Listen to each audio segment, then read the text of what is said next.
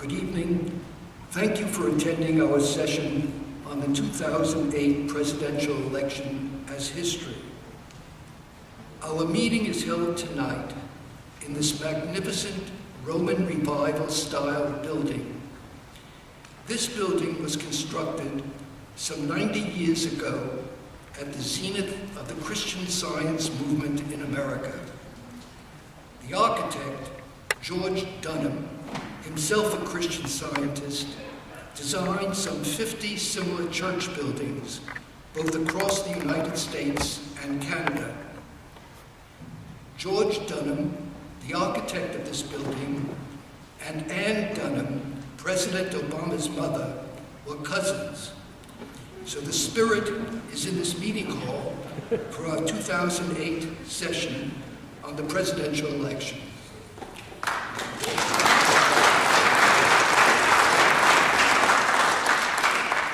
And parenthetically, Ann Dunham, President Obama's mother, lived her teen years here in Seattle, first in the Wedgwood area.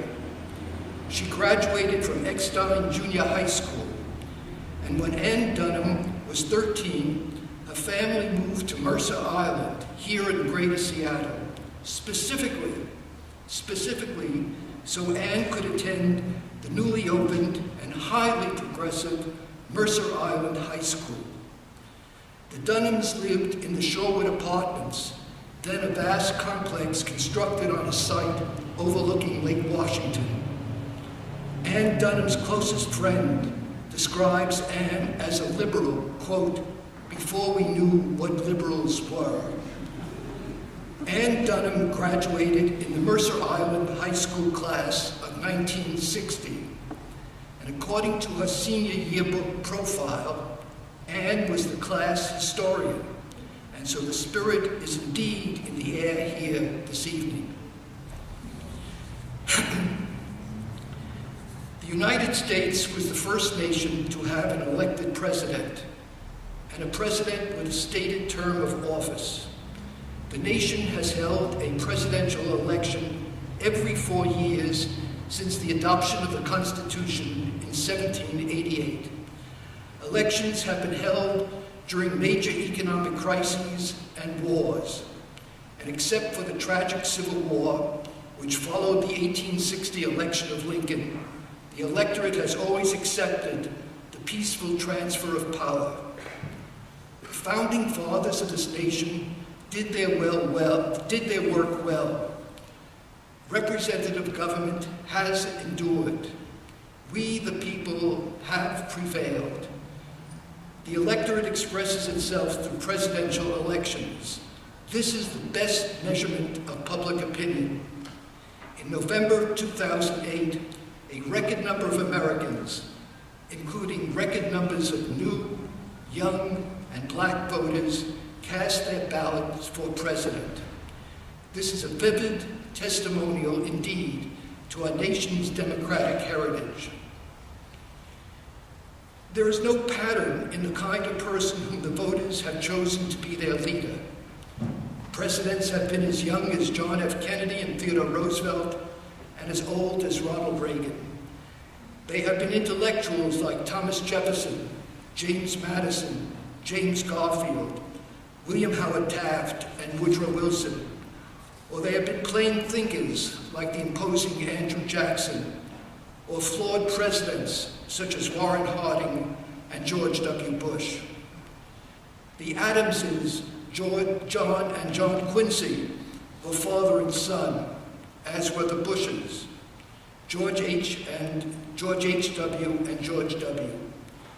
Benjamin Harrison's grandfather was William Henry Harrison of old Tippecanoe fame, and Theodore Roosevelt, of course, was Franklin's adored cousin. American presidents have come from states across the country, from Vermont to Hawaii. Mostly, they have come to the White House from Congress and from governors' mansions. 8 generals have been elected to the presidency. Most of these 43 men who sought the responsibilities of the office, others landed there by accident. Regardless, Each man occupied a position of power and did his best to exercise leadership as he understood it. Each president had the opportunity to make major decisions in both foreign and domestic matters. Their decisions affected the direction of the nation. This is why we, as political historians, are fascinated by the American presidency and presidential elections. Many years ago, I wrote a letter to Dr. George Gallup. I asked Dr. Gallup if I might edit his public opinion polls into reference volumes to be used by historians. Dr. Gallup responded by inviting me to his Princeton office. His desk belonged to Woodrow Wilson while president of Princeton University. I remember an impressive Tiffany lamp with a turtle green shade. George Gallup leaned back in his chair, took a deep puff on a cigar, and in his Midwestern drawl, he said, "So, Professor, you want to save my polls for historians.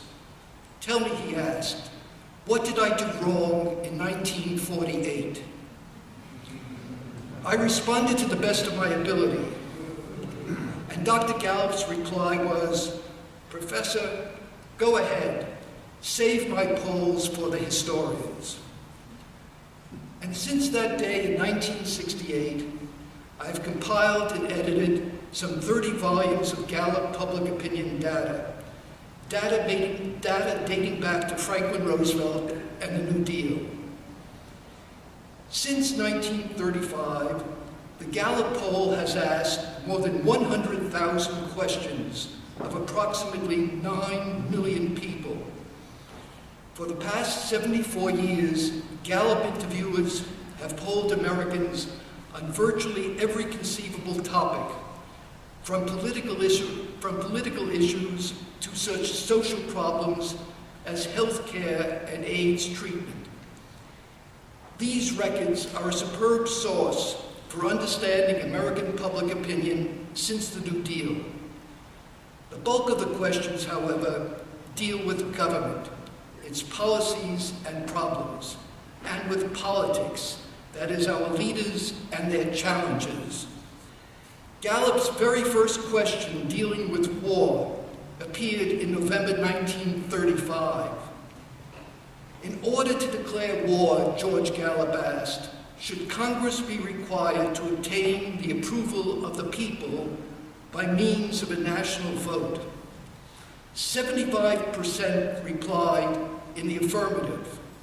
This is the oldest Gallup trend question, and today, some 75% still respond yes to the same question. Dr. Gallup resolved that he would undertake no polling paid for or sponsored in any way by special interest groups.